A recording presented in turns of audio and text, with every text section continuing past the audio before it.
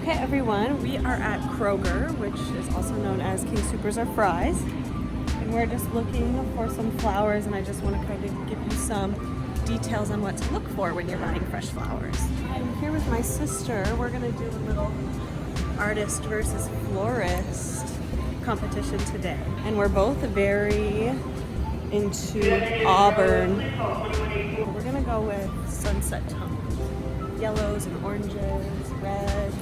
You might remember these from the first video. Here's some All-Strobe. We wouldn't want to buy this. That's very droopy. It hasn't probably been watered in a few days. Although I love these lilies, you can see that they're starting to get very veiny, which is kind of a sign of age.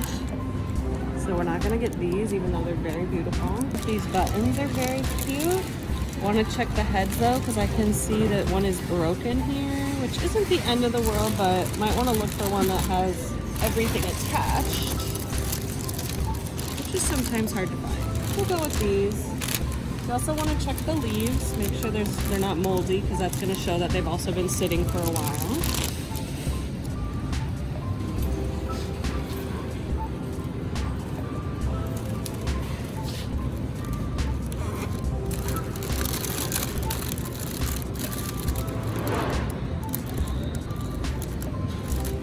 Very open and old.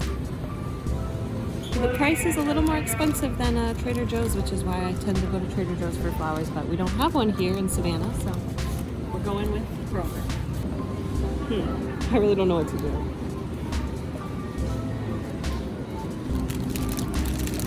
This is a better deal. This is only $12 and you get a good variety. This is the colors we are looking for. You can tell that the lilies are a little newer, that they're not all open. Although we were wanting a little bit more, I think because it's not worth the price to spend on not the best flowers, what we'll do is we'll just do smaller arrangements and maybe make it like a little cute centerpiece for the table.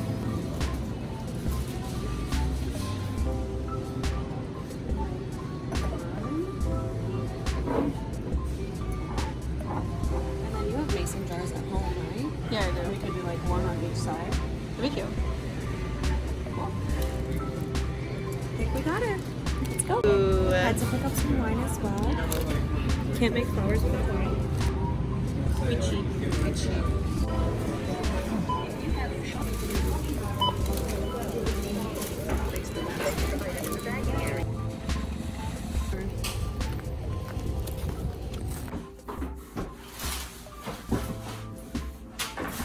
Alright. Hello everyone. So what are we doing? Alright, we made it back. And we are now going to have a little competition like we talked about. So this is my little sister who's going to be joining us, and she will make her version of a flower arrangement, who is an artist and going to school for art, and I will do what I do best, which is make flowers. Make some wine, of course. Cheers. So I'm just gonna start breaking the bunches up so that it's easier to arrange, since we're just working in a little bit of a smaller workspace today. So that's what we're doing.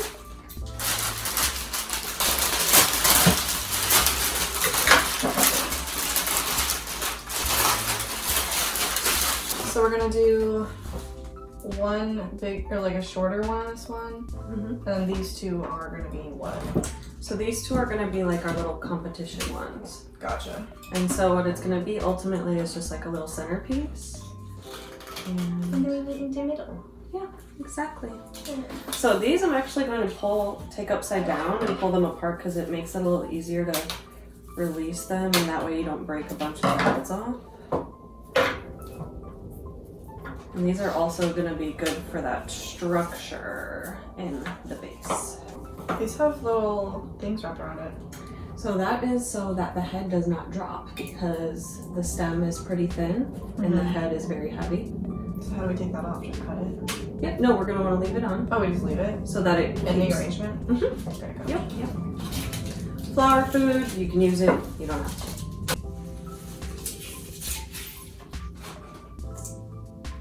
How did you do that? So I just took it and I sliced my hand down it and remove all the leaves. I can already see this one's missing a head, so I'm gonna take my scissors because I'm out of the office or my little workspace at home. We're using the scissors. That almost landed in my wine glass.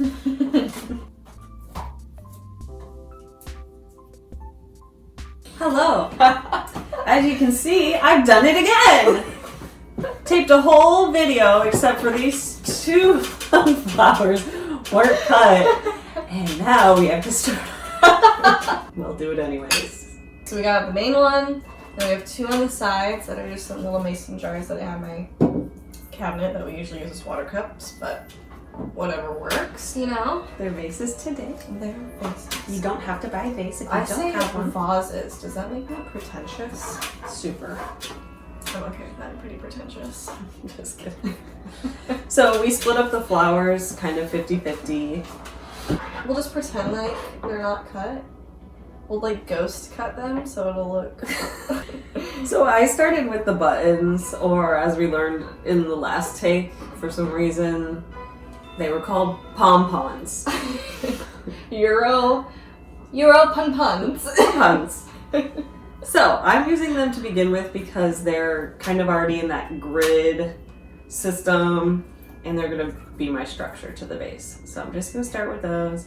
Obviously I already cut them. Work on your vase, Maddie. Does that look bad? There you go. So I was gonna, I was doing more of like an asymmetrical one that faces towards you, because I'm not at the point where I'm like thinking all the way 3D.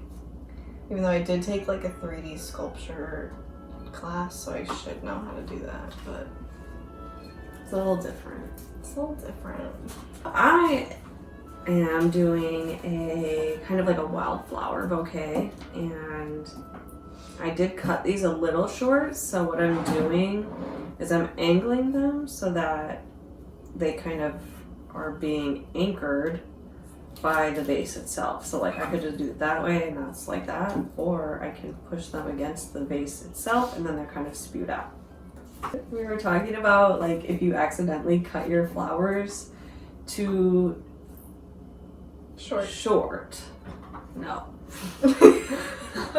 We were talking about how you don't cut them too short. You want to cut them too long before you cut them too short. Yes, cut them longer if you're not exactly sure where to cut them, because you can always cut more up. But once you cut it short, you can't grow it any longer. So that's a little trick of the trade. Also, what you can do, how I used to learn how to cut flowers, now obviously I've been doing it for so long, I know how tall the vase is and I can see how long the flower is, but that takes time. So you can also, I used to take the flower, let me use one that hasn't been cut. So say if I was using the sunflower, I could take it and just hold it up against the vase and see, oh, okay, this is where you're gonna cut it. So then you would cut it here.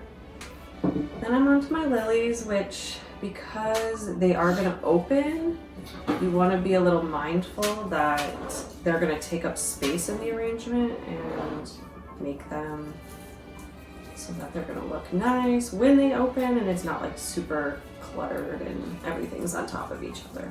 So lilies, you know that I have that little pollen on the inside, the little pollen bullets. So I'm actually gonna very carefully pull these leaves back.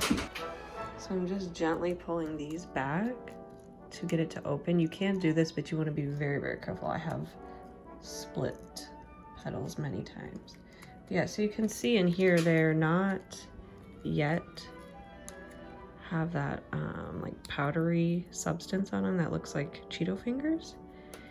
So if you pull them out as they're starting to open, they won't have that, but if you leave them and then they kind of just start to pollinate once the flowers open, that's what kind of makes the mess. And we were talking about you can't get it on your clothes and it's hard to get out. Put it in the sunlight and the sun somehow, somewhere, magically, by the grace of Mother Nature. By the power of God and Zeus. Any god.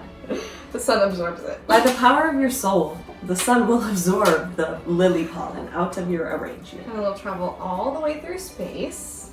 Into the next lily. Into the next lily. To ruin someone else's life. So we're learning that iPhones kind of suck, so all you Samsung people out there, don't add us. Maybe we just don't know enough about iPhone storage. Someone tell us how to work the iPhone storage. Like, said I had all this media that I needed to be deleted, which I guess includes your passwords being saved, which is wild to me. Well, I use that feature a lot where it's like, would you like to save this password? Yeah, me too. Yeah. And I guess when you save it with your face or whatever, it clogs up all of your storage. Like all of it. Also, any attachment, any GIF or GIF, whatever you think it is. It's GIF. It's GIF for us, the people who use it, but the guy who created it calls it GIF. But I'm done with mine because I just placed it all back in. And I've been doing this a long time, so I know where to place it. I'm gonna start working on the center of our centerpiece. Comment below who you think's arrangement is better. Hey. That's kind of fucked up. So as you can see, since I don't have any structure in here, I put that in and it's just kind of like willy-nilly. I don't know who he is, but let me know. So I'm gonna start with these again, just to give me that structure. Angle them to give me a little more of a look. To fill up the space. Flowers are so quick and easy. It's so fast. They're not. It takes a lot of real time. It actually does go by quick though if you cut your flowers. So if you don't have a lot of time in cutting them one by one and setting them in the vase, you can just cut them all, just start with one. So say we want them all this size, I would literally just take it and go like this, cut, do the next one, cut, cut, cut, and then it's kind of like an assembly line where you're just like, pop, pop, pop, pop, pop. Alright, maybe this was a little bit of a blessing in disguise because I like this one a lot more now that I've taken it out and redone it. So in the last video, she was struggling a little bit just with the dimension. She kind of had like a flat wall of flowers on this side where all of these are just like flat. Now you can see this one is facing up a little more and this one's kind of angled back. Alright, so mine. Voila. It's a little too long. It's actually not. It's just because there's not that much structure in here. When you have a wider neck base, you need more flowers to fill it. So, a couple little florist tricks for you.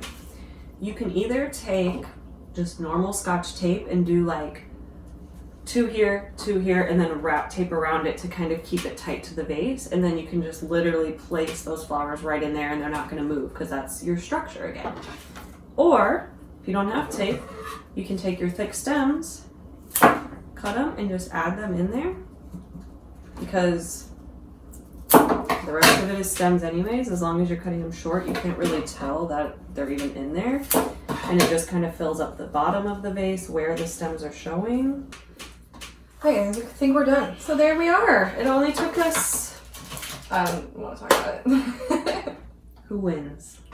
This is really cute as like a centerpiece, obviously for your kitchen table. You could put it on like a coffee table just to enjoy, or you know, even like, I know we're really early for this, but like once Thanksgiving rolls around, or you could do it for birthdays or really anything where you're gonna have people over and around a table, and that way it's not just like your basic one big centerpiece in the middle. You can kind of split it up.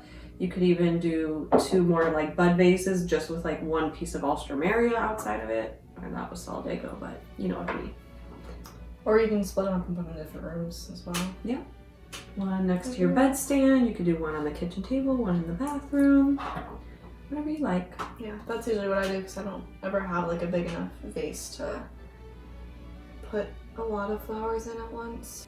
But yeah, I like them. I think they're cute. Super cute. I love the pom-poms. The pom-poms. Buttons. I love the buttons. They're so cute. Yeah, something just bright and cheerful to enjoy. Yeah. Happy New Year. That's it. Thanks so much for watching. I hope you enjoyed. Adios.